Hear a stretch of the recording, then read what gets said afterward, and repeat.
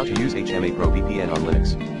There are several connection methods you can use in order to connect to the HMA VPN service on your Linux devices, such as OpenVPN registered, GOpenVPN registered, PPTP and L2TP. Click on one of the tabs below to find the instructions you are looking for.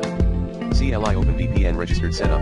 We recommend CLI OpenVPN registered client if you wish to connect via OpenVPN registered Linux CLI OpenVPN registered client. To connect to HMA VPN via OpenVPN registered on Ubuntu with the help of the integrated network manager, follow these instructions. HMA VPN via OpenVPN registered on Ubuntu with network manager. PPTP and L2TP setups.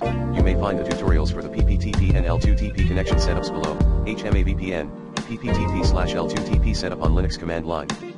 Follow the instructions below to start and stop HMA VPN programmatically via the cron shop or command line script scheduled IP change for Linux. Click below for instructions on how to connect your home devices to the internet via a VPN service, without a VPN client capable router, using Linux virtual machine instead of router for VPN.